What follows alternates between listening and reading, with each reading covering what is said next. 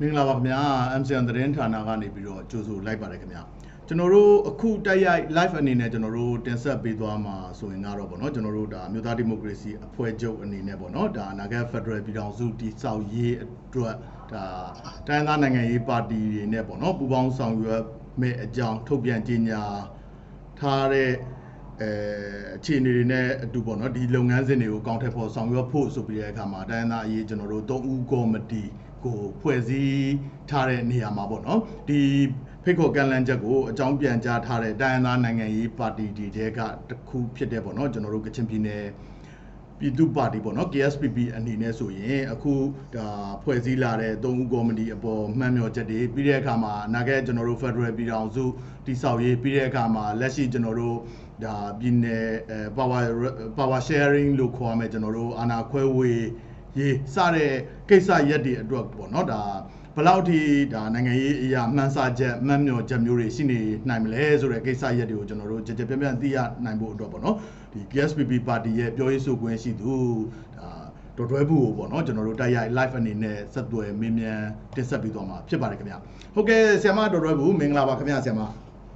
ဟုတ်ကဲ့ပါရှင်မင်္ဂလာပါရှင်ဟုတ်ကဲ့ပါဆရာမအဲ့ဒီတော့ဆရာမအခုလိုမျိုးကျွန်တော်တို့ဒါရွေးကောက်ပွဲ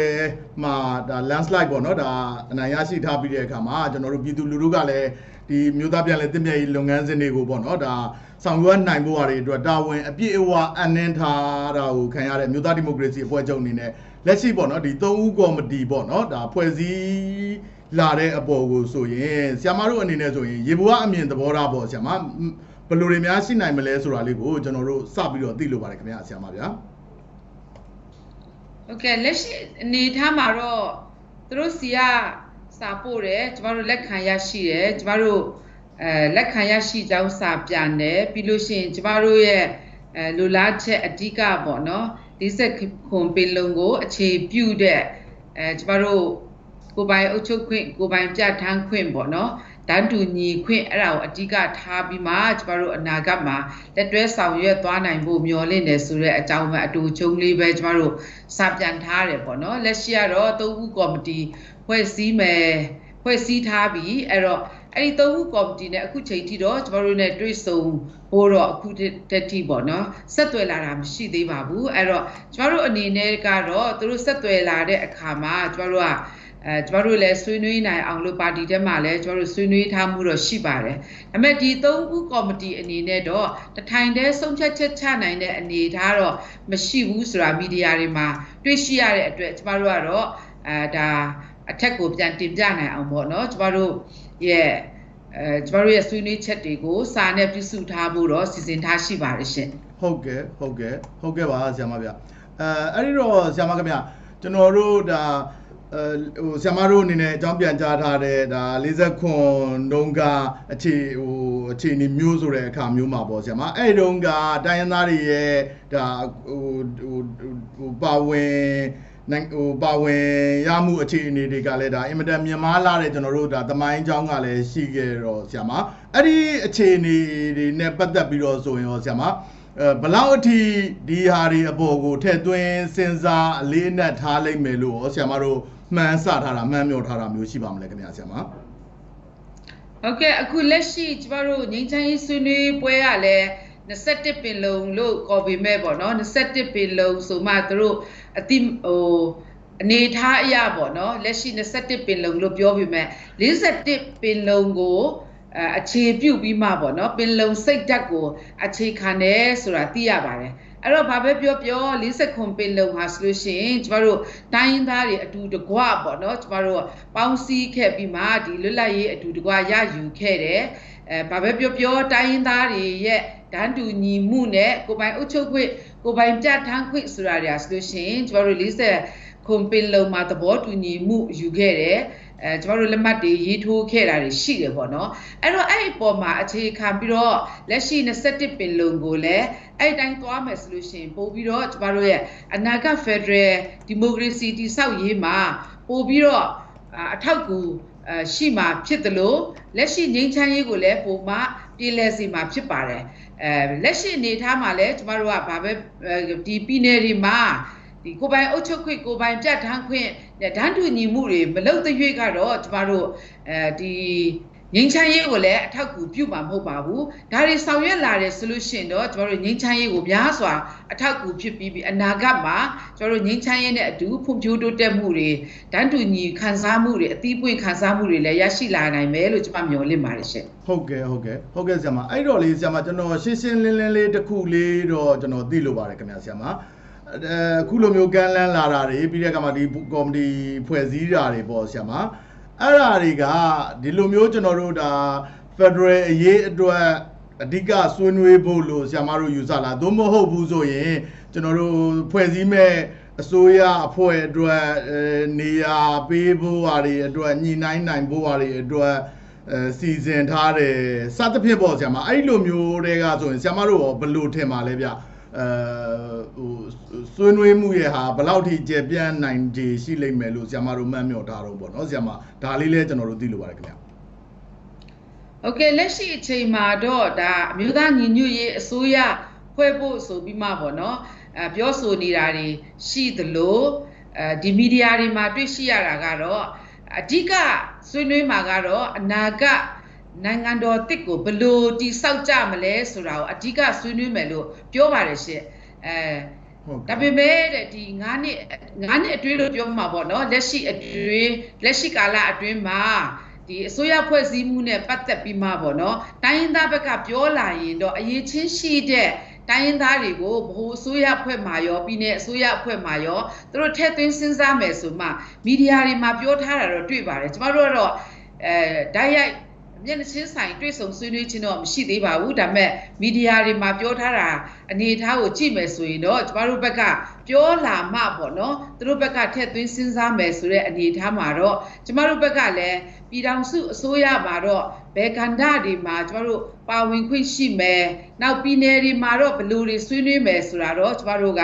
ဆွေးနွေးထားရှိတာရှိပါတယ်အဲ့တော့ပြည်내တွေမှာဆိုလို့ရှိရင်တော့ကျမတို့ကချင်ပြည်내ဆိုလို့ရှိရင်တော့ကျမတို့ကချင်ပြည်내မှာရှိတဲ့နိုင်ငံရေးပါတီအစုအဖွဲ့တွေနဲ့ဆွေးနွေးရမှာဖြစ်ပါတယ်ပေါ့နော်တခြားကျမတို့ကရားတို့ချင်းတို့ကြတော့လေသူတို့ပြည်내အလိုက်ပေါ့နော်သူတို့ဆွေးနွေးရမယ့်အနေအထားရှိပါတယ်နောက်တစ်ခုကကြတော့ကျမတို့ပြည်ထောင်စုအပိုင်းပေါ့နော်ပြည်ထောင်စုအပိုင်းကြတော့ပို့ပြီးတော့ကျေပြန့်ပါတယ်အခုလက်ရှိမှာလည်းပြည်ထောင်စုမှာတော့ဒီလောက်ပိုင်ခွင့်အာဏာတွေလည်းပို့ပြီးမှရယူထားတာတွေ့ရသလိုကျမတို့ဒီရွေးကောက်ပွဲကော်မရှင်တို့လိုနောက်မှာဖွဲ့စည်းပုံအခြေခံဥပဒေခုံရုံးတို့လိုပေါ့နော်လူခွင့်ရေးကော်မရှင်တို့လိုကဏ္ဍတွေပေါ့နော်အဂတိလိုက်စားရေးကော်မရှင်တို့လိုအဲ့လိုမျိုးတွေရှိသလိုကျမတို့ပြည်ထောင်စုအစိုးရအဖွဲ့ဝန်ကြီးတွေဒုဝန်ကြီးတွေနောက်မှလက်ရှိအနေအထားဆိုကျမတို့တိုင်းရင်းသားတွေအတွက်တိုင်းရင်းသားရေးရာဝန်ကြီးဌာနဆိုတာလည်းတခုရှိထားတယ်ပေါ့နော်အဲ့လိုမျိုးနေရာတွေမှာဘယ်လိုမျိုးကျမတို့ပါဝင်လာနိုင်မလဲဆိုတဲ့ကဏ္ဍရက်တွေပြီးလို့ရှိရင်တို့ရဲ့စံတတ်မှတ်ချက်ကဘယ်လိုလဲဆိုတာလည်းကျမတို့ကဒါတို့နဲ့ဆွေးနွေးတဲ့အခါမှာကျွန်တော်တို့ပြန်ပြီးမေးရမှာဖြစ်ပါတယ်အရေးချင်းရှိတယ်ဆိုတဲ့အနေအထားမှာဘယ်လိုကဏ္ဍဘယ်လိုပေတာမျိုးနဲ့တိုင်းတာသလဲဆိုတာမျိုးတွေလည်းကျွန်တော်တို့ထည့်သွင်းစဉ်းစားရမှာဖြစ်ပါတယ်နောက်တစ်ခုကတော့ကျွန်တော်တို့မီဒီယာတွေမှာပြောပြထားသလိုပေါ့နော်ဒီအစိုးရအဖွဲ့ဒီဝန်ကြီးတွေနောက်မှဒီအစိုးရအဖွဲ့ဖွဲ့စည်းတဲ့အခါမှာဆိုလို့ရှိရင်ဒီ NLD ပါတီကိုတစ္ဆာရှိတဲ့လူတွေပေါ့နော်ပါတီရဲ့မူဝါဒတွေကိုလိုက်နာနိုင်တဲ့လူဆိုတဲ့နေရာမှာကျွန်တော်တိုင်းရင်းသားတွေ NLD ပါတီဝင်မဟုတ်တဲ့လူတွေကိုထည့်သွင်းစဉ်းစားတဲ့အခါမှာကျတော့ဘလို့အနေထားလဲဆိုတာပေါ့နော်အဲ့ဒီမှာဘလို့မူဝါဒတွေနဲ့ထားမှာလဲအဲ့တော့လက်ရှိကျမတို့ပြည်내တွေကကြတော့ကျမတို့ဒီပြည်내အစိုးရအဖွဲ့မှာပါရင်လဲပါတီလုပ်ငန်းဆောင်ရွက်လို့ရတယ်သို့တော့ဗဟိုအစိုးရမှာပါဝင်တော့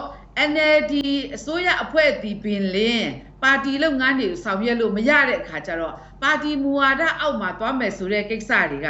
NLD အစိုးရတွေဒီပင်လင်းလုပ်နိုင်မလားမလုပ်နိုင်ဘူးလားအဲ့တော့ကျမတို့တိုင်းရင်းသားတွေကဒီဗဟိုအစိုးရမှာသူတို့စံတတ်မှတ်ချက်ပေါ့တစုံတရာကျမတို့ပါဝင်ခွင့်ရှိလို့ဥပမာတိုင်းရင်းသားရေးရာဝန်ကြီးတို့လိုမျိုးပေါ့နော်တခြားကော်မတီကော်မရှင်တွေမှာကျမတို့ပါမယ်ဆိုလို့ရှိရင်ကော NLD ရဲ့မူဝါဒမှာပဲသွားရမလားဆိုတဲ့ဟာတွေကတော့ဒါစဉ်းစားစရာတွေပေါ့နော်ကျမတို့ဆွေးနွေးစရာတွေပြန်ပြီးတော့မေးခွန်းထုတ်စရာအခန်းကဏ္ဍလေးတွေဖြစ်နေတယ်ဆိုတာကိုတော့ကျွန်မဆွေးနွေးချင်ပါတယ်ရှင်ဟုတ်ကဲ့ပါဆရာမဗျာအဲ့တော့ဆရာမဗျာ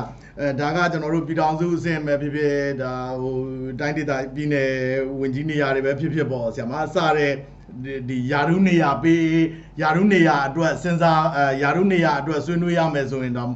့ဆွေးနွေးရမယ်ဆိုရင်လည်းအဲ့လိုဒါမေကွန်မေးရမယ်အခြေအနေမျိုးဖြစ်နေတာပေါ့နော်ဆရာမအဲ့တော့ဆရာမဒီသတင်းစာရှင်းလင်းပွဲအပြီးမှာပဲပြောကြားချက်တွေမှာဆိုရင်ကျွန်တော်တို့ဒါ261အရေးနဲ့ပတ်သက်ပြီးတော့လို့ရှိရင်လဲပေါ့နော်ကျွန်တော်တို့ကဒါအခြေခံဥပဒေကိုမပြင်နိုင်သေးတဲ့ကာလမှာဆိုရင်လဲဒီမိုကရေစီနဲ့ဖက်ဒရယ်ကိုမှန်းမျှော်သောနိုင်ငံရေးပါတီကြီးဖြစ်တဲ့အတွက်အခြေခံဥပဒေရဲ့ပြင်ပကနေများဘယ်လောက်များအကောင့်ထဲပေါ်ဆောင်ရွက်ပေးနိုင်လိမ့်မလဲဆိုတော့မျှော်မှန်းချက်မျိုးမျှော်လင့်ချက်မျိုးတွေကလည်းရှိနေကြတော့ဆရာမအဲ့ဒီအပေါ်ကိုဆရာမဒါအခြေခံဥပဒေမပြင်နိုင်သေးတဲ့261မပြင်ရသေးတဲ့ကာလတွေလိုမျိုးမှာဆိုရင်ရောဆရာမတို့တိုင်းရင်းသားတွေကိုဘယ်လောက်ထိ power sharing ရှိလာနိုင်လိမ့်မယ်လို့ဆရာမတို့မှန်းဆထားပါလဲဗျအမှန်မျှော်ချက်ရှိပါမလဲဗျဒါလည်းကျွန်တော်တို့သိလို့ပါတယ်ဗျဟုတ်ကဲ့ဒီဖွဲ့စည်းပုံအခြေခံဥပဒေပုံမှန်261ကိုမပြင်နိုင်သေးရင်လည်းလက်ရှိကတော့ကျမတို့ပြည်နယ်တွေမှာပေါ့နော်ဒီပြည်နယ်နဲ့တိုင်းတွေမှာဆိုလို့ရှိရင်ဝန်ကြီးချုပ်ကိုကျမတို့သမ္မတပဲရွေးချယ်တာဖြစ်ပါတယ်အဲ့တော့သမ္မတရွေးချယ်ခန့်ထားတယ်ဆိုလို့ရှိရင်တော့သူတို့ NLD ပါတီတွေကမဟုတ်လဲပေါ့နော်မြမအနိုင်ရတဲ့ရခိုင်တို့လိုမွန်တို့လိုပေါ့နော်ပြီးလို့ရှိရင်ကရားတို့လိုကိုဝန်ကြီးချုပ်ထားချင်တယ်ဆိုရင်လည်းဒါသူတို့ပါတီရဲ့သဘောထားပါပဲဒါပါတီအနေသူတို့ပါတီရပဲသမ္မတဖြစ်လာမယ်ဆိုတော့သမ္မတရဲ့ရွေးချယ်မှုပါပဲပြီးလို့ရှိရင်ဒီဝန်ကြီးအဖွဲ့တွေဆိုလို့ရှိရင်လည်းပဲဒီဝန်ကြီးချုပ်နဲ့ပေါ့နော်ဒါလွတ်တော်ကတင်ပြလာတဲ့ကဏ္ဍတွေကိုသမ္မတအတည်ပြုရတာဖြစ်ပါတယ်ဒါလည်းသူတို့အနေနဲ့ဆောင်ရွက်လို့ရပါတယ်အဲ့တော့သူတို့ပါတီကမထားဘဲနဲ့ပေါ့နော်တိုင်းရင်းသားတွေကိုထားမယ်ဆိုရင်လည်းသူတို့သဘောပါပဲပြီးလို့ရှိရင်အနိုင်ရတာတိတ်မများတဲ့ကျွန်တော်တို့ကချင်တို့လိုချင်းတို့လိုပေါ့နော်နေရာတွေမှာလည်းသူတို့ထားချင်တယ်ဆိုလို့ရှိရင်သူတို့သဘောပါပဲသူတို့သဘောထားကြီးမယ်သူတို့ထားမယ်ဆိုလို့ရှိရင်တော့သူတို့အပေါ်မှာပဲမူတည်တယ်ဆိုမှမူတည်ပါတယ်ဆိုတာကျွန်မပြောချင်ပါတယ်ဒါကပြည်နယ်အပိုင်းပေါ့နော်ပြည်နယ်အပိုင်းဒါ261အပိုင်းဆိုလို့ရှိရင်ကျွန်တော်တို့ပြည်နယ်နဲ့တိုင်းဒေသကြီးအတွက်ဖြစ်လာတာမလို့ဒါသူတို့ရဲ့သဘောထားပါပဲပြီးလို့ရှိရင်ဗဟိုအစိုးရမှာလည်းပဲဒါသူတို့ရဲ့ခန့်ထားမှုပေါ့နော်သူတို့စိတ်ကြိုက်သူတို့ဘလို့လက်တွဲချင်တယ်ဆိုလဲသူတို့သဘောပါပဲရှင်အဲ့ဒါကတော့ဒီ NLD ခေါင်းဆောင်တွေပေါ့နော်ဆုံးဖြတ်ချက်ချနေတဲ့ခေါင်းဆောင်တွေအပေါ်မှာပဲမူတည်ပါတယ်သမ္မတရဲ့ရွေးချယ်မှုကလည်းအဓိကကျပါတယ်အဲ့တော့261ပြင်သည်ဖြစ်စေမပြင်သည်ဖြစ်စေလောလောဆယ်ဖွဲ့စည်းပုံအခြေခံဥပဒေမပြင်နိုင်ရင်တော့မှသူတို့ရဲ့သဘောထားကြီးမှုအပေါ်မှာကျွန်တော်တို့တိုင်းရင်းသားတွေနဲ့လက်တွဲပူးပေါင်းဆောင်ရွက်နိုင်တဲ့အနေအထားတော့ရှိနေပါတယ်ဆိုတာကျွန်မအနေနဲ့ဆွေးနွေးချင်ပါတယ်ရှင်ဟုတ်ကဲ့ပါဆရာမဗျာအဲ့တော့ဆရာမကျွန်တော်တို့ဒီကော်မတီ3ကော်မတီဖွဲ့စည်းမှုကိုကျွန်တော်တို့ဒါရေပေါ်အားဖြင့်နားလဲတာကဆရာမတို့တိုင်းသားတွေနဲ့ဆွေးနွေးမယ်ပြီးတဲ့အခါမှာဘုံသဘောတူညီချက်တွေကိုချမှတ်ပြီးတဲ့အခါမှာသူတို့ဒါ CEC NLD ပါတီရဲ့ CEC ဘို့လုံးဆောင်ပွဲကိုတင်ပြပြီးတဲ့အခါမှာဒါတွေကိုဆုံးဖြတ်မယ်ဆုံးဖြတ်ချက်ချပေးမယ်လို့ဆိုပြီးတော့ဒါပြောကြားထားတာမျိုးလို့ကျွန်တော်တို့နားလဲတဲ့အခါမျိုးမှာဆရာမတို့အနေနဲ့ရောအဲ့ဒီ261လိုဟာမျိုးကိုများဒီဆွေးနွေးပွဲလိုဟာမျိုးမှာရောထည့်သွင်းပြီးတဲ့အခါမှာဆွေးနွေးဖို့တိုက်တွန်းဖို့တောင်းဆိုဖို့ဒီလိုဟာမျိုးများရှိနိုင်မလားခင်ဗျာဆရာမအဲ့တော့မှကျွန်တော်တို့ကဥမာပါတီကစီးစီးအားဆုံးဖြတ်လိုက်တော့မှလွတ်တော်တွင်နောက်ထပ်တတိယအကြိမ်အခြေခံဥပဒေပြင်ဆင်ရေးလိုဟာမျိုးမှများဒီဟာကဒါ approve ဖြစ်သွားနိုင်လားပေါ့ဆရာမအဲ့ဒီစဉ်းစားချက်မျိုးလဲကျွန်တော်မှရှိတော့အဲ့ဒါအပေါ်လဲဆရာမအမြင်သုံးသပ်ချက်လေးသိလိုပါတယ်ဗျဟုတ်ကဲ့ကျမတို့တော့ပြည်နယ်အခြေပြုတိုင်းသားပါတီတွေအနေနဲ့ကတော့ဒီဖွဲ့စည်းပုံအခြေခံဥပဒေပုံမှန်261ကိုပြင်ဆင်ဖို့တော့အရေးကြီးပါတယ်ပေါ့နော်ဒါတွေကအရေးကြီးပါတယ်နောက်မှကျမတို့ရဲ့ဒီဝန်ကြီးချုပ်တွေရွေးချယ်တဲ့အခါမှာလည်းသက်ဆိုင်ရာပေါ့နော်ကျမတို့ဒေသခံတွေဖြစ်ဖို့ပေါ့နော်ပြီးလို့ရှိရင်ဒေသခံတိုင်းရင်းသားတွေဖြစ်ဖို့လဲဒါတွေလည်းအရေးကြီးပါတယ်အဲ့ဒါကြောင့်မို့ကျမတို့ဒီ261ပြင်ဆင်ရေးကိုလည်းကျမတို့ကထည့်သွင်းဆွေးနွေးမှာဖြစ်ပါတယ်ဘာလို့လဲဆိုလို့ရှိရင်ကျမတို့ဖွဲ့စည်းပုံပြင်ဆင်ရေးမှာတော့ဒီကဏ္ဍတွေကအရေးကြီးတာဖြစ်တဲ့အတွက်ကျမတို့တောက်လျှောက်ပေါ့နော်ပြီးခဲ့တဲ့ကာလတွေမှာလည်းဒီ261အပေါ်မှာကျမတို့ကပြင်နိုင်သည်ဖြစ်စေမပြင်နိုင်သည်ဖြစ်စေသဘောတူသည်ဖြစ်စေသဘောမတူသည်ဖြစ်စေတောင်းဆိုရမှာကတော့ကျမတို့တိုင်းရင်းသားတွေရဲ့တာဝန်ဝတ္တရားတစ်ခုဖြစ်တယ်အနာဂတ်မှာလည်းဒါကကျမတို့တောက်လျှောက်ကျမတို့တောင်းဆိုမှုတွေပြုလုပ်သွားဖို့တော့ကျမတို့မှာစီစဉ်ထားရှိပါတယ်ရှင်ဟုတ်ကဲ့ပါဆရာမဗျအဲ့တော့ဆရာမတို့ရဲ့ဒီ KSPP ပါတီရဲ့ဒါဆရာမတို့ပါဝင်ပေါ့နော်ခေါင်းဆောင်တွေရဲ့နိုင်ငံရေးဖြတ်သန်းမှုတမိုင်းကြောင်အတွေ့အကြုံတွေအရာဆိုရင်ဆရာမ ကျွန်တော်တို့ဒါမာဆာလာခေတုံးကဆိုလို့ရှိရင်လေတိုင်းရင်းသားတော့တိုင်းရင်းသားသို့တော့မာဆာလာတိုင်းရင်းသားလို့မျိုးပေါ့နော်ကျွန်တော်တို့ပြီးတဲ့အခါမှာကာလာတွေတုန်းကဆိုလို့ရှိရင်လေကျွန်တော်တို့ဥပမာတိုင်းရင်းသားဆိုတော့လေကျွန်တော်တို့နီးစပ်တဲ့လူမျိုးပေါ့နော်အဲ့ဒီလူမျိုးတွေနဲ့ဆောင်ရွက်ခဲ့တဲ့ကိစ္စရက်တွေကြောင့်ကျွန်တော်တို့တိုင်းပြည်ရဲ့ဒါ290ကျော်လက်နက်ကင်ပဋိပက္ခတွေတိုင်းရင်းသားတွေရဲ့မြို့သားတန်းတူရေးဆိုတဲ့ဒါနိုင်ငံရေးအရာယက်တီချက်မျိုးတွေကလည်းပေါ်ပေါက်လာတာမျိုးတွေဖြစ်တော့ဆရာမအခုအချိန်မှာဆိုရင်ရောဆရာမဒါဒီမိုကရေစီလူခွင့်ရေးနဲ့တန်းတူညီမျှရေးဆိုတာမျိုးကို declaration လုပ်ထားတဲ့နိုင်ငံရေးပါတီကြီးတစ်ခုအနေနဲ့ဆိုရင်ရောဆရာမအဲ့တုန်းကလှုပ်တလို့ပဲဟိုဘယ်လိုပြောမလို့လက်တင်ရပဲနီးစပ်တဲ့ဟိုတိုင်းသားတွေပဲနေရာပေးပြီးတဲ့အခါမှာ representative ဘိုင်းကိုများထည့်သွင်းစဉ်းစားမှုဘိုင်းမှာအားနည်းချက်တွေရှိခဲ့မယ်ဆိုရင်ရောဆရာမဘယ်လိုမျိုးတွေများဆရာမတို့ဒါနိုင်ငံရေးအရာဘယ်လိုတက်ရောက်မှုမျိုးတွေဘယ်လိုခက်ခဲမျိုးတွေအကြက်တဲမျိုးတွေဖြစ်လာလိမ့်မယ်လို့ဆရာမတို့ယူဆမိပါလဲဗျဟုတ်ကဲ့အဲ့လိုမျိုးပေါ့နော်ခေတ်အဆက်ဆက်ကျမတို့ကဒီနိစ္စရာနဲ့ပဲကျမတို့နိုင်ငံကလုပ်ခဲ့တယ်ပြီးခဲ့တဲ့9နှစ်မှာဆိုလို့ရှိရင်လေကျမတို့ဒီလွတ်တော်ထဲမှာရောအစိုးရအဖွဲ့ထဲမှာရောတိုင်းသားမပါဘူးလားဆိုရင်တော့ပါပါတယ်ပေါ့နော်အထူးသဖြင့်ပြည်နယ်တွေမှာလည်းတိုင်းသားတွေတော့ပါပါတယ်ဒါပေမဲ့ဒီအနိုင်ရတဲ့ NLD ထက်ပဲဖြစ်နေပါတယ်ရှင့်ဟိုအရင်တော့ဦးသိန်းစိန်ခေတ်တော့မှဒီတခြားတိုင်းသားပါတီတွေကိုလည်းထည့်သွင်းအစိုးရဖွဲ့ထားတာတွေရှိပါတယ်ရှင့်လက်ရှိဒီပြီးခဲ့တဲ့9နှစ်မှာတော့ကျမတို့ကဗဟိုအစိုးရမှာတော့တခြားပါတီတွေကိုထည့်သွင်းထားတာဖြစ်ပေမဲ့ပေါ့နော်အဲ့ဒီမှာတော့သူတို့နီးစပ်ရာပုံကိုရေးအရာပေါ့နော်ခေါ်ပြီးတော့ကျမတို့ထည့်သွင်းထားတာဖြစ်ပါတယ်အဲ့တော့တိုင်းရင်းသားတွေလည်းပါပါတယ်လို့ပြောပေမဲ့ကျမတို့တကယ်ကျမတို့ဒန်းတူညီမှုအရာကတော့အခက်ခဲတွေအများရှိတယ်ဒန်းတူညီမှုကိုမဖော်ဆောင်နိုင်ဘူးကျမတို့ဒီလူခွင့်ရေးတွေကိုမဖော်ဆောင်နိုင်ဘူးကျမတို့ဘက်မှာဖြစ်နေတဲ့အခြေအနေတွေကိုဓာတ်ရိုက်တင်ပြနိုင်တာမျိုးမရှိဘူးပေါ့နော်ပြီးလို့ရှိရင်ကျမတို့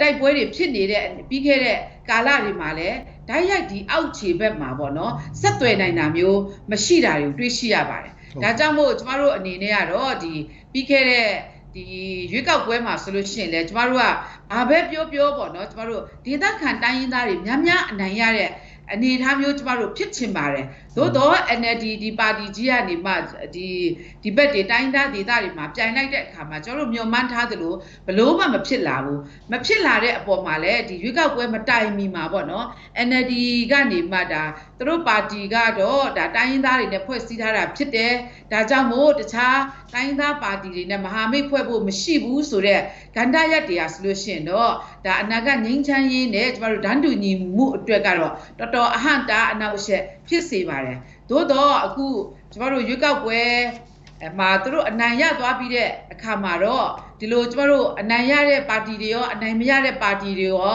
ာအခုလိုဖိတ်ခေါ်မှုမျိုးဟာဆိုလို့ရှိရင်ဒါကျမတို့အနာဂတ်မှာဒါပို့ပြီးတော့ကောင်းမွန်တဲ့အနေအထားကိုဖော်ဆောင်နိုင်မယ်ဆိုပြီးမှကျမတို့မျှော်လင့်ပါတယ်ဒါပေမဲ့ဒီလိုလှုပ်ဆောင်တာဆိုလို့ရှိရင်ဒါဒီလိုကမ်းလှမ်းတာတွေဟာဆိုလို့ရှိရင်ဒါတကယ်တမ်း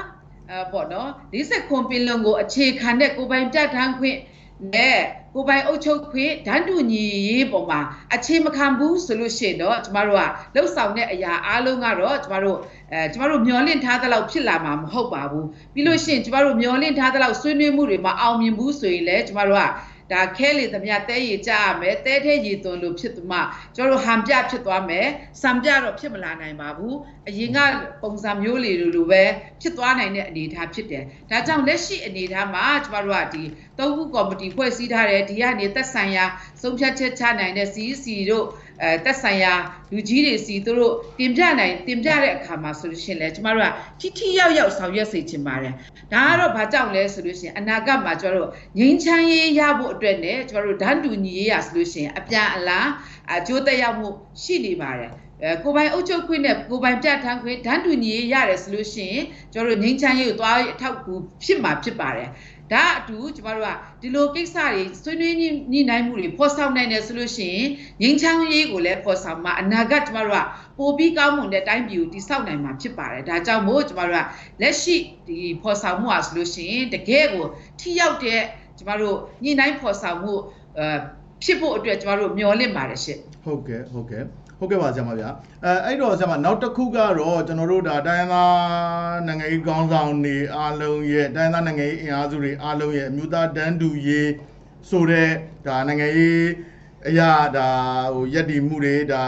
ဆောင်ရွက်မှုတွေပေါ့နော်တရားမျိုးတွေဒါအင်မတန်ဒါမြန်မာလာတဲ့အကြောင်းရင်းတွေရဲ့ဒါအခြေခံမှာဆိုလို့ရှိရင်လည်းကျွန်တော်တို့နားလည်ထားတာတော့ဒါဟိုမြောက်ပိုင်းဖွဲ့တွေအပါအဝင်ပေါ့နော်ဆရာမတို့လိုအခုဒါရွေးကောက်ပွဲနိုင်ငံရေးလမ်းကြောင်းပါတီနိုင်ငံရေးလမ်းကြောင်းမျိုးနဲ့ဒါမြေပေါ်နိုင်ငံရေးမျိုးလှုပ်ရှားတဲ့သူတွေအနေနဲ့ဆိုလို့ရှိရင်လည်းတိုင်ပင်ခံပုဂ္ဂိုလ်တို့ကာကွယ်ရေးဦးစီးချုပ်တို့နဲ့တရိုက်ကျွန်တော်တို့ဒါဒန်းတူကြီးတို့အခက်အခဲပြဿနာတွေဟိုဒါတွေကိုဆွေးနွေးနိုင်ဖို့ရတယ်အတွက်လို့ကျွန်တော်တို့ကတော့ဒါမှတ်ယူထားပါတယ်ဆရာမအဲ့တော့အခုလိုမျိုးဒါဟိုကော်မတီတရက်မျိုးနဲ့ဆောင်ရွက်မှုကရောဆရာမဒီဒန်းတူရေးဆိုတဲ့မျှော်မှန်းချက်အပေါ်ကိုဘယ်လောက်ထိများရိုက်ခတ်မှုတက်ရောက်မှုကများရှိသွားပါလဲဗျာဒါလည်းကျွန်တော်တစ်ချက်သိလိုပါတယ်ဗျာဆရာမဟုတ်ကဲ့အခုကျမတို့ဖွဲ့စည်းထားတဲ့အဖွဲ့အစည်းကတော့ကျမတို့နဲ့တွေ့ဆုံတာပဲရှိမယ်ပြီးလို့ရှိရင်အပေါ်တင်ပြမယ်ပေါ့နော်တင်ပြမယ်ဆိုတဲ့အခါကျတော့ဆုံးဖြတ်ချက်ချနိုင်တဲ့အနေဒါတော့မရှိဘူးဆိုတာတွေ့ရတယ်ပေါ့နော်အဲ့တော့ကျမတို့ဘက်ကတော့ကျမတို့ဆုံးဖြတ်ချက်ချနိုင်တဲ့သူတွေနဲ့ဆွေးနွေးနိုင်တဲ့အနေအထားမျိုးတော့ရှိပါတယ်သို့တော့ကျမတို့ကဖြစ်စေချင်တာတော့တထိုင်တည်းကျမတို့ကတန်းတူညီဆုံးဖြတ်ချက်တစ်ခုကိုချမှတထိုင်တဲ့အတူတူဆွေးနွေးနိုင်တဲ့အနေအထားမျိုးကျမတို့လိုချင်ပါတယ်ဒါမှလည်းကျမတို့ကဆွေးနွေးတဲ့အခါမှာပေါ့နော်ထိရောက်မှုရှိမှာဖြစ်ပါတယ်ဘာကြောင့်လဲဆိုလို့ရှိရင်ကျမတို့ပြီးခဲ့တဲ့ဥပမာတွေအများကြီးရှိပါတယ်ကျမတို့ငြိမ်းချမ်းရေးဆွေးနွေးတဲ့နေရာတွေမှာလည်းပဲကျမတို့ကဒီဆွေးနွေးမှုတွေကအကန့်အသတ်တွေအများကြီးရှိနေပါတယ်ဒါအမျိုးသားစစ်နိုင်ငံရေးဆွေးနွေးမှုတွေမှာဆိုလို့ရှိရင်လည်းအောက်ခြေကတဖြည်းဖြည်းတက်လာတဲ့ကိစ္စရပ်တွေကိုကျမတို့လုပ်ငန်းကော်မတီနဲ့တောင်ကျမတို့အောက်ခြေရလူတွေဒါရိုက်ကျမတို့ဆွေးနွေးတာမရှိဘူးပေါ့နော်အဲ့တော့လုပ်ငန်းကော်မတီကစာရန်တွေတက်လာတယ်ကျမတို့ဒီကော်မတီတွေမှာပြန်ဆွေးနွေးတယ်ကော်မတီကနေမှအတွင်းမှုအဖွဲ့နဲ့ UPDJC ကိုတင်တယ် UPDJC ကနေမှသက်ဆိုင်ရာပေါ့နော်ဆုံးဖြတ်နိုင်တဲ့လူတွေတင်တယ်အဲ့ဒီကနေမှတခါလေကျတော့အလုံးမအားလို့ကြာသွားတာတွေရှိတယ်ပေါ့နော်နောက်ဒီပင်လုံဒီငိမ့်ချမ်းရေးနီလာခံမှာတောင်မှကျမတို့ကဆွေးနွေးမှုတွေကတခါတည်းဒဲမဟုတ်ဘူးပေါ့နော်ကျွန်တော်ဆွေးနွေးတဲ့ဟာတွေကို UPDJC ပြန်တင်တယ်အဲ့လိုမျိုးကဏ္ဍတွေကကျမတို့ဥပမာတွေရှိနေတယ်ဥပမာတွေရှိနေတဲ့အခါကျတော့အရန်ကိုကြံ့ကြာမှဒီတစ်ခါဆွေးနွေးလို့ရှိရင်ကျမတို့ကဘာမှဆုံးဖြတ်ချက်မချနိုင်တဲ့ဟာခါလီကြရင်ကျမတို့ငြိမ်းချမ်းရေးဆွေးနွေးပွဲမှာတော့2ရက်3ရက်ကျမတို့ပြန်စောင့်ရတာမျိုးတွေပေါ့နော်အဲ့ဒါမျိုးဆိုစရိတ်တွေကုန်ကြတယ်ပေါ့နော်ကျမတို့ငွေကုန်ကြေးကြများတယ်ဒါပေမဲ့အဖြေထွက်တာကျမတို့အဖြေထွက်တာအင်မတန်ဒါနဲတယ်ပေါ့နော်အဖြေထွက်ကများထွက်ရမှာဟာကျွန်တော်တို့နည်းနည်းထွက်တယ်ဒါပေမဲ့ကုန်ကြစိတ်တွေကများတယ်ပေါ့နော်အချိန်ကုန်တယ်ပေါ့နော်အဲကြောင့်အခုလို့ကျွန်တော်တို့ဆွေးနွေးတဲ့အခါမှာဆိုလို့ရှိရင်လည်းကျွန်တော်တို့ကအခုကဘိုးကော်မတီကဆုံးဖြတ်ချက်မချနိုင်တဲ့လူတွေနဲ့ဆွေးနွေးရမှာဖြစ်တဲ့အတွက်အခက်အခဲတော့ရှိနိုင်တယ်ပြီးလို့ရှိရင်ကျွန်တော်တို့ကအပြန်အလှန်ပေါ့နော်တုံ့ပြန်မှုတခါတည်းကျွန်တော်တို့မရနိုင်ဘူးပေါ့နော်ကျမတို့ကတဆင့်ဆိုကျမတို့ကလည်းကိုဆွေးနွေးတဲ့ဟာဖြစ်ပါမလားဘယ်လိုများပြောပါပယ်ချလိုက်ပါမလားဆိုတဲ့ကဏ္ဍတွေနဲ့နောက်ဆိုလို့ရှိရင်လည်းသူတို့ဘက်မှာလည်းအစိုးရဖွဲ့ရတာတို့လွတ်တော်ကဏ္ဍတို့ဒီတခြားကဏ္ဍတွေအများများလာလို့ရှိရင်ဒီကဏ္ဍတွေပြန်ရပ်သွားမလားဆိုတာမျိုးတွေလည်းစိုးရင်ဖွယ်ရာရှိပါတယ်ဒါကြောင့်မို့ကျမတို့ကဆွေးနွေးတယ်ဆိုလို့ရှိရင်လည်းထိရောက်ကျမတို့တိုင်းရင်းသားအားလုံးနဲ့ဖိတ်ခေါ်ထားတဲ့လူအားလုံးနဲ့အတူတူတွေ့ပြီးမှဆွေးနွေးမှာလားဘယ်လိုမျိုးကဏ္ဍတွေနဲ့ဆွေးနွေးဖို့ရှိသလဲဒီအခု3ခုကကျမတို့တက်ဆိုင်ရာတွေနဲ့ဦးချင်းတွေ့တစ်ဖွဲ့ချင်းနဲ့တွေ့ပြီးမှဘယ်လိုအချိန်ကာလဘယ်လောက်အတွင်းမှာကျမတို့အဖြေပြန်ရမှာလဲဆိုတာတွေဟာအင်မတန်အငင်းပွားဖွယ်ရာဖြစ်ပါတယ်။ဘာကြောင့်လဲဆိုလို့ရှိရင်တိတ်မကြတော့တဲ့ကာလမှာလွတ်တော်တွေခေါ်လာမှာဖြစ်တယ်လို့အဲ့ဒီအချိန်မှာပဲကျမတို့လွတ်တော်တွေမှာသက်ဆိုင်ရာအစိုးရအဖွဲ့တွေပြီး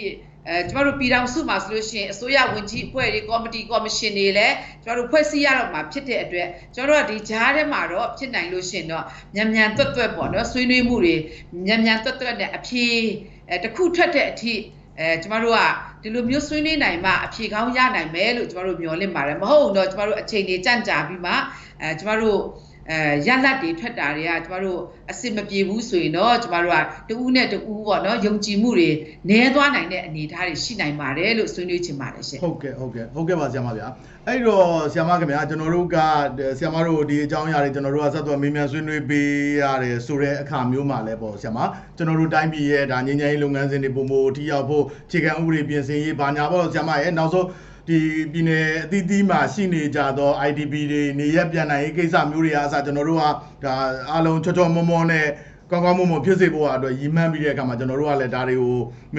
မေးမြန်းဆွေးနွေးတင်ဆက်ပေးနေရတာပေါ့ဆရာမအဲ့ဒီတော့ဒီလုပ်ငန်းစဉ်တွေပေါ့ဆရာမကျွန်တော်တို့ငြိမ်းချမ်းရေးလုပ်ငန်းစဉ်လားရှေ့ဆက်သွားမယ်ဆိုတော့ငြိမ်းချမ်းရေးလုပ်ငန်းစဉ်တွေအကောင့်ထဲပေါ်ဖို့ပြီးတဲ့အခါမှာအမျိုးသားအဆင့်ဆွေးနွေးပွဲတွေအများကြီးပါဆရာမဒီကိစ္စတွေမျိုးပါပေါ့နော်ဒါတွေကိုအခုလိုဆရာမတို့ဒါဒေသခံတိုင်းရင်းသားပါတီတွေရဲ့သဘောထားစံထားတွေဆောင်ရွက်ခွင့်နေတာမပေးကြဘဲနဲ့ဆက်လက်ဆောင်ရွက်မယ်ဒီတိုင်းပဲအရင်တော့ပုံစံမျိုးအတိုင်းပဲဆက်သွားမယ်ဆိုရင်ဆရာမ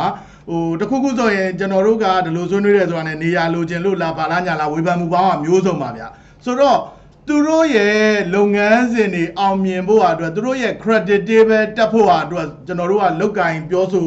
နေကြတဲ့ဟာဒါမှသူတို့ကသဘောပေါက်မပေါက်တောင်ကျွန်တော်တို့ကအင်မတန်မေးခွန်းထုတ်ရမယ့်အခြေအနေမျိုးဖြစ်နေတော့ဆရာမတို့ဒါတွေတောင်းဆိုနေရတာကပြည်ထောင်စုအတွက်ပြီးရင်သူတို့အစိုးရတွေဒါ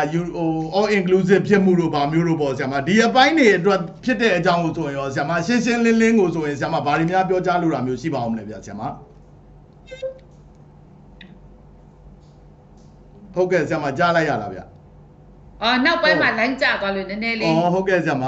အဲ့တော့ဆရာမရဲ့အခုလိုဆရာမတို့ဆွေးနွေးတာတွေတောင်းဆိုတာတွေတိုက်တွန်းကြတာတွေဆိုတာတွေကပေါ့ဆရာမကိုပါတီကိုအဖွဲ့ကိုနေရာရဖို့အတွက်မဟုတ်ဘဲနဲ့တခုခုဆိုသူတို့အစိုးရအဖွဲ့မှာ all inclusive ဖြစ်ပါတယ်ဆိုတော့ credit တွေပဲတွေငြိမ်းချမ်းရေးလုပ်ငန်းစဉ်တွေရှေ့ရောက်ဖို့ IDP တွေနေရပြန်နိုင်ဖို့ဒါမျိုးကိစ္စတွေအတွက်ကိုအကျိုးကိုမှန်းမျှော်ပြီးတဲ့အခါမှာသာဆောင်ရွက်တဲ့ဖြစ်တဲ့အကြောင်းကိုဆိုရင်ရောလို့ဆရာမ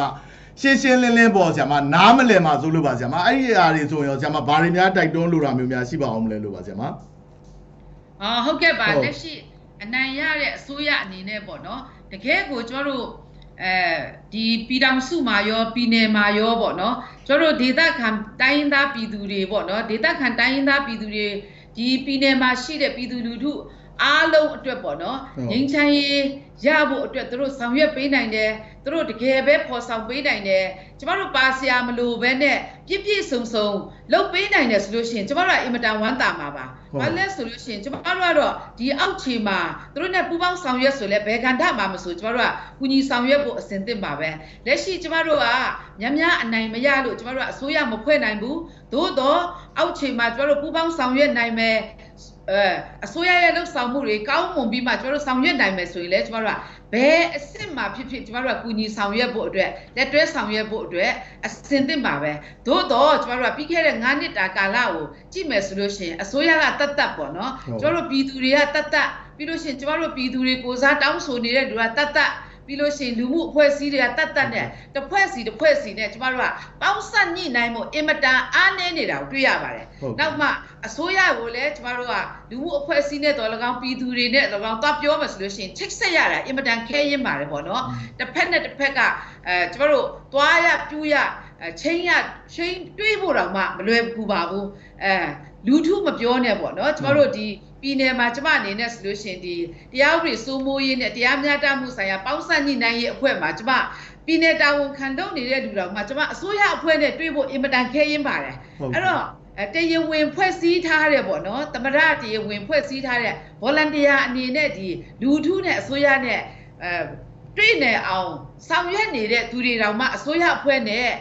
့တွေ့ဖို့ခဲရင်းတယ်ဆိုလို့ရှိရင်တော့ကြံတဲ့လူတော့မလွယ်တော့ပါဘူးအဲ့လိုအနေအထားမျိုးတွေရှိတာမို့လို့တကယ်လို့များကျမတို့ပေါ့နော်ဒီပါဝင်နိုင်တယ်ဆိုလို့ရှိရင်ပို့ပြီးတော့ဆောင်ရွက်နိုင်ဖို့အတွက်အခွင့်အလမ်းတွေပိုများရှိမလားပို့ပြီးပြည်လဲအောင်ဆောင်ရွက်နိုင်မလားဆိုတဲ့ကိစ္စရပ်တွေပါပဲကျမတို့အနေနဲ့ပေါ့နော်ယာထူးလိုချင်လို့ဒီဝန်ကြီးနေရာမှာလိုချင်လို့နေရာရချင်လို့ဆိုတာမျိုးမရှိပါဘူးနောက်ပြည်တော်စုမှာလည်းကျမတို့ခုနပြောသွားသလိုပေါ့နော်တကယ်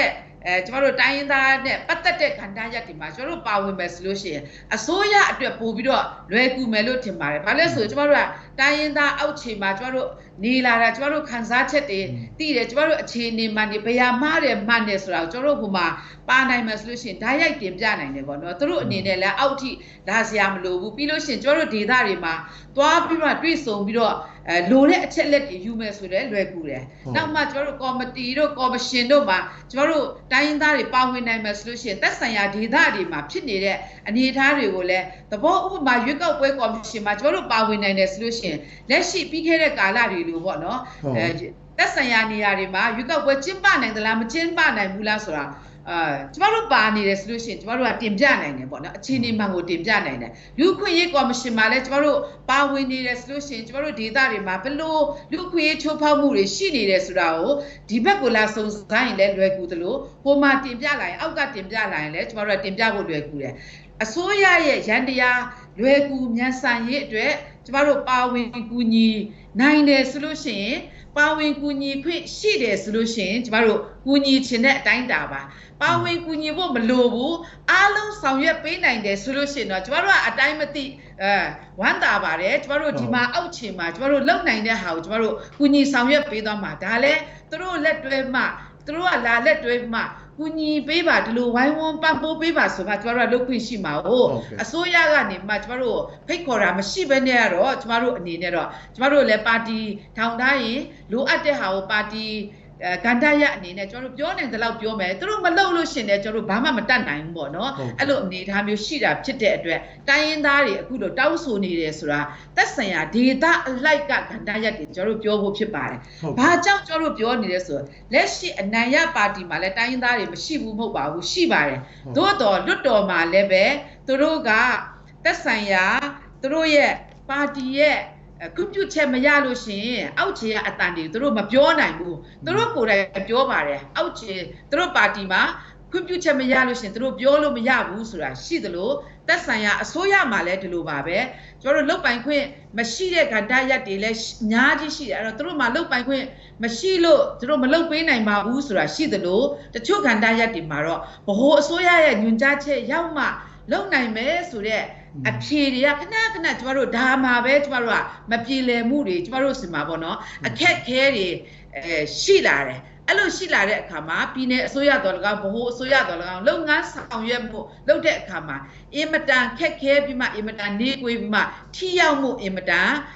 နဲတယ်အဲ့ဒါကြောင့်မို့ကျမတို့ငင်းချမ်းရေးကိုလည်းအထောက်အကူမပြုဘူးဆိုတာကျမတို့ပြီးခဲ့တဲ့9နှစ်တာကာလအတွေ့အကြုံရကျမတို့ကိုအခုလိုကန့်လန့်တဲ့အခါမှာကျမတို့ဘက်ကလည်းကူညီနိုင်ခွင့်ရှိတယ်ကူညီခွင့်ပေးမယ်ဆိုလို့ရှိရင်ကျမတို့ကူညီချင်ပါတယ်ဆိုတဲ့ကဏ္ဍပါပဲဒါပေမဲ့မလိုအပ်ဘူးကျမတို့ကအလောက်အရေးချင်းမရှိဘူးပေါ့နော်အောက်မှာပဲလုပ်ပေးပါဆိုရင်လည်းကျမတို့ကအစင်သင့်ပါပဲကျမတို့ကဏ္ဍဘလို့ကဏ္ဍမှာဖြစ်ဖြစ်ကျမတို့ကတော့တိုင်းပြည်ကောင်းဖို့ကျမတို့ဒေသတွေဖွံ့ဖြိုးတိုးတက်ဖို့ကျမတို့ပြည်သူလူထုတွေအတွက်ငြိမ်းချမ်းရေးအတွက်အနာဂတ်ဖက်ဒရယ်ပြည်ထောင်စုအတွက်ကတော့ကျမတို့ဘယ်ကဏ္ဍမှာမဆိုကြာရကဏ္ဍကနေကျမတို့ကပေးဆက်သွားမှာဖြစ်ပါတယ်ဆိုတာကိုလည်းဆွေးနွေးလိုပါတယ်ရှင်ဟုတ်ကဲ့ပါဆရာမဗျာအဲ့တော့တခုလေးဆရာမတို့အခုလိုမျိုးပေါ့နော်ကျွန်တော်တို့ဒါပြည်နယ်အတွက်တိုင်းပြည်အတွက်နိုင်ငံအတွက်ဆိုတဲ့မှတ်မြော်ချက်နဲ့ပြည်ထောင်စုအတွက်ဆိုတဲ့မှတ်မြော်ချက်နဲ့ဆရာမတို့လို့ဒီနိုင်ငံရေးအင်အားစုတွေကတော့ကျွန်တော်တို့ဘယ်လိုပြောမလဲခင်ဗျဒီကျွန်တော်တို့ဒါပြည်နယ်ရဲ့ကျွန်တော်တို့မြို့သားရေးစိတ်ဆိုတဲ့ဟာမျိုးပြည်ထောင်စုအတွက်ကောကျွန်တော်တို့ဒါပြည်နယ်တွေအတွက်ကောအားလုံးဒါ material လို့တောင်ကျွန်တော်တို့ပြောလို့ရမယ်ဒီ soft ဖြစ်တဲ့ပေါ့ဆရာမနိုင်ငံရေးတိုင်းသားနိုင်ငံရေးအင်အားစုတွေရဲ့ဒီတုံ့ပြန်မှုတွေဆိုလို့ရှိရင်လည်းအပြုသဘောနဲ့တုံ့ပြန်မှုတွေကိုဆိုရင်လည်းတချို့ဒီ headline လို့ခေါ်ရမယ် federal ရေးဒီဟာတွေကိုပေါ့နော်အဲ့လိုမျိုးဒီတိုင်းသားနိုင်ငံရေးအင်အားစုတွေကြားထဲမှာပ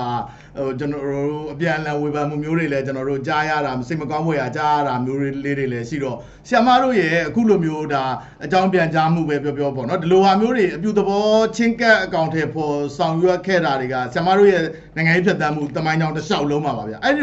ဒီဟာတွေအတွက်ကိုဆိုရင်ရောဆရာမဒါအလေးနဲ့ထည့်သွင်းစဉ်းစားဖို့ကိုဆိုရင်ရောဆရာမဘာတွေများတိုက်တွန်းလို့တာမျိုးရှိပါမလဲခင်ဗျာဆရာမโอเคဒါကတော့ကျမတို့အနေနဲ့ပေါ့နော် အစိုးရလက်ရှိအနိုင်ရတဲ့အစိုးရဖွဲ့နိုင်မဲ့ပေါ့နော် NLD ပါတီအနေနဲ့စတင်ကမ်းလှမ်းတာဖြစ်ပါတယ်ကမ်းလှမ်းချက်အပေါ်မှာကျမတို့ကဒါအပြုသဘောဆောင်တဲ့ကျမတို့ကပေါ့နော်ပြန်ကြားချက်မျိုးကျမတို့ပြုလုပ်တယ်အဲ့တော့ကျမတို့ပြန်ကြားချက်အပေါ်မှာဒီလိုကမ်းလှမ်းတာဆိုလို့ရှိရင်တို့အနေနဲ့ဒါအပြုသဘောဆောင်တဲ့လက်တွဲမှုမျိုးပြုလုပ်ခြင်းတဲ့အတွက်ကမ်းလှမ်းတယ်လို့လည်းကျမတို့ဒီလိုပဲယုံကြည်ပါတယ်တကယ်လို့ပေါ့နော်အပြုသဘောဆောင်တဲ့လက်တွဲဆောင်ရွက်မှုမျိုးမလုပ်ချင်ဘူးဆိုရင်လည်းတို့အနေနဲ့တို့လိုချင်တဲ့အစိုးရကိုတို့ဖွဲ့လို့ရပါတယ်အဲ့တော့လက်ရှိအနေထားမှာတော့ကျမတို့အနေနဲ့ကတော့တို့ကမ်းလှမ်းချက်အပေါ်မှာပဲကျမတို့ကဒီအပေါ်မှာပဲကျမတို့အပြုသဘောဆောင်တဲ့ဆွေးနွေးမှုကိုပြုလုပ်သွားမှာဖြစ်ပါတယ်ကျမတို့အနေနဲ့အတင်းအတ္တမပေါ့နော်ဘလို့တော့ဖြစ်တင်ပါတယ်ဘလို့တော့ပါဝင်ခွင့်ပြုပါမဖြစ်မနေဘလို့တော့လုတ်ပေးပါဆိုတဲ့ဟာမျိုးတော့ကျမတို့တိုက်တွန်းပြောဆိုမှာမဟုတ်ပါဘူးဘယ်အနေထားမှာမဆိုကျမတို့တိုက်တွန်းတာကတော့ကျမတို့အနေနဲ့ပေါ့နော်ကိုယ်တိုင်းပြည်ကိုဒီဒေတာပေါ့နော်ဖွံ့ဖြိုးတိုးတက်ရေးအတွက်တော့ဘယ်အနေထားမှာမဆိုကျမတို့ကပါဝင်ဖို့အစဉ်သင့်ပါပဲကျမတို့အနေနဲ့ပေါ့နော်ဒီအစိုးရအဖွဲ့မှာပါတီဖြစ်စေမပါတီဖြစ်စေကျမတို့ပါတီနိုင်ငံရေးပါတီထူထောင်ထားတာဆိုလို့ရှိရင်လည်းကျမတို့ရဲ့လူထုတွေအတွက်ကောင်းကျိုးဆောင်ရွက်ဖို့အတွက်ကျမတို့ကကိုကျိုးစွန့်ပြီးဆောင်ရွက်ရတာဖြစ်တယ်ပြီးလို့ရှိရင်ဘာမျှော်မှန်းချက်မှမျှော်မှန်းချက်ဆိုတဲ့နေရာမှာဒီကျမတို့ရဲ့တဦးချင်းပေါ့နော်တဦးချင်းကျမတို့ရဲ့ယာထူးရရှိမျှော်မှန်းချက်တွေကဒါမျိုးတွေကမရှိပါဘူးကျမတို့လုံနိုင်တဲ့လောက်ကျမတို့လက်တွဲကူညီဆောင်ရွက်သွားမယ်ဆိုတော့ကျမတို့အသိပေးမှုပါဒီလောက်ပဲကျမတို့ပြောချင်ပါတယ်ဘယ်လိုတော့ဆောင်ရွက်ပေးပါဆိုမှအတင်းကြီးတိုက်တွန်းလို့ဆိုမှုတော့ကျမတို့ရှိမှာမဟုတ်ပါဘူးရှင်ဟုတ်ကဲ့ပါဆရာမကျွန်တော်တို့ကတော့ဒါတွေအားလုံးနားလည်နိုင်ပါနားလည်ပါတယ်ဆရာမဗျာအဲ့တော့ဆရာမရဲ့ကျွန်တော်တို့ဒါဒီ representative လို့ခေါ်တဲ့ကျွန်တော်တို့ကိုစားပြုမှုဘိုင်းနေမှာဆိုရင်လည်းဒါမဲများသူနိုင်စရန်စနစ်ကြောင့်ကျွန်တော်တို့ပြဿနာဟိုမိကွန်းထုံးမှုတွေကလည်းများစွာရှိတယ်ပြီးတဲ့အခါမှာကျွန်တော်တို့အတွက်အင်မတန်မှအတိုင်းပြည်အတွက်ပါအရေးကြီးတော့ဒါဖွံ့ဖြိုးရေးစီမံကိန်းတွေလိုဟာမျိုးတွေကလည်းဒါမဖြစ်မနေတာအကောင့်ထဲပေါ်ဆောင်ရွက်ရတဲ့အခါမျိုးတွေမှာပေါ့အကောင့်ထဲပေါ်ဆောင်ရွက်ဖို့တွေလည်းရှိတဲ့အခါမျိုးတွေမှာပေါ့ဆရာမရဲ့ဒေသခံပြည်သူတွေမနစ်နာရဖို့ပြီးတဲ့အခါမှာဥပဒေနဲ့အညီတွေဖြစ်ဖို့ပြီးတဲ့အခါမှာဟိုအငင်းပွားပွဲရာကိစ္စမျိုးတွေဖြစ်လာတယ်ဆိုရင်တော့မှဘယ်လိုပြောမလို့ဆရာမရဲ့ဥပဒေနဲ့အညီဆိုပြီးတဲ့အခါမှာကျွန်တော်တို့ဟိုထိခိုက်တာမျိုးတွေပေါ့နော်ဒီလိုအမျိုးတွေလည်းမဖြစ်ရအောင်နေအတွက်လိုအပိုင်းမျိုးတွေမှာပါပေါ့ဆရာမရဲ့ကျွန်တော်တို့ဒါဒေသခံနိုင်ငံရေးအင်အားစုတွေCSO တွေပေါ့နော်စသဖြင့်သူတွေရဲ့အသံတွေကိုထည့်သွင်းအလေးနဲ့ထည့်သွင်းစဉ်းစားဖို့ဆိုရင်ဆရာမနောက်ဆုံးအနေနဲ့ဆရာမဘာတွေများတိုက်တွန်းလို့တာမျိုးများရှိပါအောင်မလဲခင်ဗျာဆရာမဟုတ်ကဲ့ပါဟုတ်ကျမတို့ကနိုင်ငံတနိုင်ငံဖွံ့ဖြိုးတိုးတက်ဖို့ဆိုတာအစိုးရကြီးပဲကြိုးပမ်းဆောင်ရွက်နေလို့မရပါဘူးလွတ်တော်ကပဲလွတ်တော်ကိုယ်စားလှယ်ကြီးပဲလဲကျိုးပန်းဆောင်ရွက်လို့မရပါဘူးလက်ရှိကျမတို့နိုင်ငံကလည်းဒီမိုကရေစီသွားတဲ့တက်တန်းကအခုမှကျမတို့တက်တန်းတစ်ခုရှိပါသေးတယ်ပေါ့နော်အဲ့တော့ပြီးခဲ့တဲ့ပထမဆုံးတက်တန်းမှာတစ်ချိန်ပေါ့နော်ဒုတိယတက်တန်းမှာတော့အခု NLD လူထုရွေးချယ်တဲ့အစိုးရအဆိုမှဖြစ်လာတဲ့အချိန်မှာတောင်မှကျမတို့ကဒီရွေးချယ်ခံထားတဲ့လွတ်တော်ကိုယ်စားလှယ်တွေတောင်မှကျမတို့လူထုနဲ့ပေါ့နော်တရင်တနီးတိတ်ကြီးလက်ပွန်းတတီးမရှိပါဘူးပြီးလို့ရှိရင်လူထုအပိုင်းကလည်းပဲလွတ်တော်ကိုယ်စားလှယ်တွေနဲ့ဘယ်လိုပူးပေါင်းဆောင်ရွက်ရမယ်ဆိုတဲ့ခန္ဓာမျိုးကအင်မတန်အားနည်းပါတယ်တချို့နေရာတွေမှာဆိုလို့ရှိရင်ကျမတို့ကိုယ့်ရဲ့လွတ်တော်ကိုယ်စားလှယ်ဘယ်သူလဲဆိုတာမသိတဲ့လူကတော်တော်လေးများပါတယ်90%လောက်ရှိပါတယ်အဲ့ဒါဆိုလို့ရှိရင်ကျမတို့ပြီးခဲ့တဲ့တက်တန်းတစ်လျှောက်လုံးမှာရောလက်ရှိကျမတို့ရွေးကောက်ပွဲကာလမှာတွေရောကျမတို့လူထုနဲ့တွေ့တဲ့အခါတွေမှာဒါတွေဟာဆိုလို့ရှိရင်အင်မတန်ပေါ့နော်ကျမတို့လူထုတွေမှာအားနည်းနေတယ်ဆိုတာလဲသိရှိပါတယ်ပြီးလို့ရှိရင်နိုင်ငံရေးအသည့်အမြင်ဖွင့်မှုမှာလည်းကျမတို့အခု CSO အပိုင်းကတော့တော်တော်လေးကျမတို့ဆောင်ရွက်နေပါတယ်သို့တော့တစ်ဖက်ကကျမတို့ CSO ဘက်ကနေပြီးမှအစိုးရအဖွဲ့နဲ့တွေ့ဆုံဆွေးနွေးဖို့အပိုင်းနေရာဆိုလို့ရှိရင်အင်မတန်အခက်အခဲရှိတာဖြစ်တယ်လို့ကျမတို့မီဒီယာကဏ္ဍနဲ့အစိုးရနဲ့တွေ့ဆုံဆွေးနွေးမှုမှာလည်းပဲအင်မတန်နဲပါတယ်ဆိုတာတွေ့ရှိရပါတယ်။ဒါကြောင့်လဲဆိုလို့ရှိရင်ဒီလူထုတွေရဲ့အခက်အခဲတွေလူထုတွေမှာဓာတ်ရိုက်ဖြစ်နေတဲ့ပြဿနာတွေအစိုးရသိဖို့ဆိုတာကတော့ကျမတို့ကဒီ CSO အဖွဲ့တွေနဲ့မီဒီယာတွေနဲ့ တွေ့ဆုံဆွေးနွေးပြီးမှအစိုးရဒီဖြည့်ရှင်းမှုအများရန်ပေါ့နော်သတင်းစာရှင်းလင်းပွဲတွေလူထုနဲ့တွေ့ဆုံဆွေးနွေးပွဲတွေမလုပ်နိုင်သည့်တိုင်အောင်ဓာတ်ရိုက်မလုပ်နိုင်သည့်တိုင်အောင်တော့မှကျွန်တော်တို့ CSO တွေနောက်မှမီဒီယာတွေနဲ့တွေ့ဆုံဆွေးနွေးမယ်ဆိုရင်တော့အထိုက်အလျောက်တို့ပြဿနာတွေဖြည့်ရှင်းပေးနိုင်တာတွေရှိတယ်ဒါပေမဲ့လက်ရှိမှာကျွန်တော်တို့အထူးသဖြင့်ပြည်နယ်တွေမှာဆိုလို့ရှိရင်တော့ကျွန်တော်တို့ပြည်နယ်တွေမှာဆိုအစိုးရသက်ဆိုင်ရာသူတို့ရဲ့ရုံးမှာပဲထိုင်ပြီးမှပေါ့နော်ပြည်သူလူထုနဲ့ထိတွေ့မှုနည်းတယ်နောက်မှအဖွဲ့အစည်းတွေနဲ့ထိတွေ့မှုနည်းတယ်မီဒီယာတွေနဲ့ထိတွေ့မှုနည်းတယ်ဆိုတဲ့အခါကျတော့ကျမတို့ကပူးပေါင်းဆောင်ရွက်မှုမှာအားနည်းလို့ရှိရင်ကျမတို့အစိုးရလုပ်ငန်းဟာဘလို့မှမအောင်မြင်ပါဘူးပြီးလို့ရှိရင်တစ်ဖက်ကလည်းကျမတို့ဥပဒေပြုမှုဒီမှာလည်းကျမတို့ကပြည်သူလူထုကဘလို့တွေလိုချင်နေတယ်ဆိုတဲ့ဟာတွေပြည်သူအတန်နားထောင်မှုအားနည်းတဲ့အခါကျတော့ဥပဒေပြုမှုတွေဥပဒေပြုဆောင်ရွက်မှုတွေမှာလည်းအားနည်းတယ်အားနေတဲ့အခါမှာကျွန်တော်တို့ကဥပဒေပြုမှုမှာအားနေလို့ရှိရင်အဲ့ဒါတွေကအားလုံးကပြည်သူလူထုမှာပဲပြန်တက်ရောက်တယ်ပေါ့နော်ကျွန်တော်တို့ပြည်သူလူထုအတွက်အစင်မပြေတဲ့ဥပဒေတွေပဲတွားရတဲ့အခါကျတော့ဒီကဏ္ဍတွေဟာပြည်သူလူထုကိုပဲပြန်တက်ရောက်ပြီးတော့အစိုးရနဲ့ပြည်သူကြားမှာလည်းကျွန်တော်တို့တဟဇာတာမဖြစ်တဲ့အခါကျတော့အစိုးရအပေါ်မှာလည်းပြည်သူကအမြင်မကြည်လင်ဘူးနောက်မှပူပေါင်းဆောင်ရွက်မှုလည်းပဲပို့ပြီးတော့ဝေးကွာသွားပြီးမှလုပ်ငန်းမအောင်မြင်မှုတွေနဲ့ကျွန်တော်တို့ဒီအစိုးရအပေါ်မှာပေါ့နော်ကျမတို့လုပ်ငန်းဆောင်ရွက်တဲ့အခါလည်းပဲဒီအခက်အခဲတွေအများကြီးနဲ့တွေ့ကြုံရတယ်ဆိုတာကျမတို့ဒါအတွေ့အကြုံရသိရှိရပါတယ်ဒါကြောင့်မို့ကျမတို့ဒီပူပေါင်းဆောင်ရွက်မှုအားဆိုလို့ရှိရင်အများအရေးကြီးပါတယ်ပြီးလို့ရှိရင်ဒီငြိမ်းချမ်းရေးနဲ့ပတ်သက်တဲ့ကဏ္ဍရပ်တွေမှာလည်းဒီပြည်နယ်ဘက်မှာဆိုလို့ရှိရင်လေ့လာမှုအင်မတန်အားနည်းတယ်ဆိုတာတွေ့ရပါတယ်ပြီးခဲ့တဲ့ဦးသိန်းစိန်အစိုးရခေတ်မှာဆိုလို့ရှိရင်တော့ကျမတို့ကဒီငြိမ်းချမ်းရေးလုပ်ငန်းကော်မတီမှာဆိုလို့ရှိရင်ကျမတို့လွတ်တော်အပိုင်းရောပေါ့နော်ကျမတို့တကယ်ကိုယ်စားလှယ်တွေကလုပ်ငန်းကော်မတီမှာဒီပါဝင်ခွင့်ရှိတယ်ပါဝင်ခွင့်ရှိတယ်ဆိုတာကိုယ်စားလှယ်အားလုံးတော့မဟုတ်ဘူးပေါ့နော်ကျမတို့ပြည်တွင်းငြိမ်းချမ်းရေးခေါ်ဆောင်မှုကော်မတီအနေနဲ့ပေါ့ကျမကိုယ်တိုင်လည်းဒါကော်မတီမှာပါဝင်ခွင့်ရှိသလိုသက်ဆိုင်ရာပြည်နယ်မှာရှိတဲ့ဝန်ကြီးချုပ်တွေပြီးလို့ရှိရင်ပြည်နယ်မှာရှိတဲ့ဒီငြိမ်းချမ်းရေးနဲ့သက်ဆိုင်တဲ့တိုင်းမှုတွေကလည်းဒီလုပ်ငန်းကော်မတီမှာပါဝင်တဲ့အတွက်ဖြစ်စဉ်တွေဘလို့အဆင့်ရောက်နေပြီဘလို့တွေတင်ပြတယ်ဆိုတာအပေါ်မှာသူတို့ကြားသိရတယ်လို့အောက်မှာဘလို့ဆက်ပြီးဆောင်ရွက်မယ်ဘလို့မျိုးတွေကူညီဆောင်ရွက်မယ်ငြိမ်းချမ်းရေးအတွက်အထောက်အကူပြုရင်ဘလို့မျိုးကဏ္ဍတွေအထောက်အကူပြုမယ်ဆိုတာသူတို့ဓာတ်ရိုက်ဆုံးဖြတ်နိုင်တဲ့အနေအထားမျိုးကူညီပေးနိုင်တဲ့အနေအထားမျိုးရှိတယ်လက်ရှိမှာကျတော့ကျွန်တော်တို့ပြည်နယ်အဆင့်တွေကငြိမ်းချမ်းရေးဖော်ဆောင်မှုမှာသူတို့ကမပါတဲ့အခါကျတော့ပေါ့နော်သူတို့အနေနဲ့အပေါ်မှာဘလိုမျိုးကဏ္ဍတွေလုပ်နေပြီအောက်မှာဘာတွေဆွေးနွေးပေးရမယ်ဘလိုတွေကူညီရမယ်ဆိုတဲ့ကဏ္ဍတွေကအင်မတန်ကျမတို့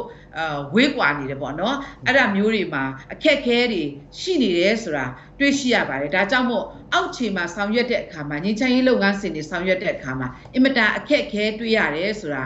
ကျမတို့ဆွေးနွေးအဲ့ဒါတွေတွေ့ရှိတဲ့အတွက်အဲ့အပိုင်းတွေကိုကျမဆွေးနွေးတင်ပြလိုပါတယ်ဒါကြောင့်ပူးပေါင်းဆောင်ရွက်မှုနဲ့ကျမတို့ဒီအပေါ်အဆင့်နဲ့အောက်အဆင့်ပေါ့နော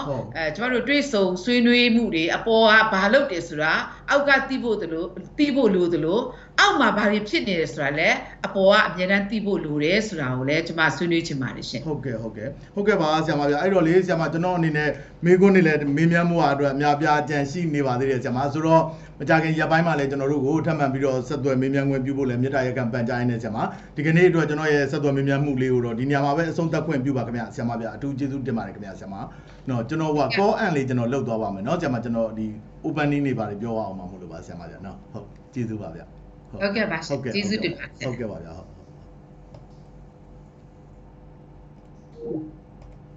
ဟုတ်ကဲ့ပါဒါကတော့ပေါ့နော်ကျွန်တော်တို့မြို့သားဒီမိုကရေစီအဖွဲ့ချုပ်ကနေပြီးတဲ့အခါမှာပေါ့နော်ယူကပွဲပြီးတဲ့နောက်ပိုင်းဒါနာဂဖက်ဒရယ်ပြည်ထောင်စုတည်ဆောက်ရေးအတွက်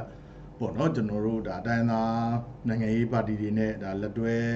ကောင်တယ်ပေါ်ဆောင်ရွက်သွားဖို့ဆိုတဲ့ထုတ်ပြန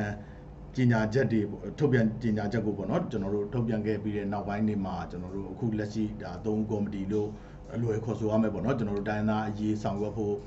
ကော်မတီတည်းဖွဲ့စည်းထားတဲ့အပေါ်ကိုဒါနိုင်ငံရေးဒီကျွန်တော်တို့အကြောင်းပြန်ကြားထားတဲ့နိုင်ငံရေးပါတီတွေတဲကပေါ့နော်ကချင်ပြည်နယ်ပြည်သူ့ပါတီလို့ခေါ်တဲ့ KSPP ပါတီရဲ့ပြောရေးဆိုခွင့်ရှိသူပေါ့နော်ဒေါ်တွဲဘူးကိုကျွန်တော်တို့တိုက်ရိုက် live အနေနဲ့ဆက်သွယ်ပြီးတဲ့အခါမှာမေးမြန်းတင်ဆက်ပေးခဲ့တာဖြစ်ပါတယ်ခင်ဗျာဆိုတော့ကျွန်တော်တို့သတင်းဌာနအနေနဲ့ပေါ့နော်ကျွန်တော်အနေနဲ့ဒီ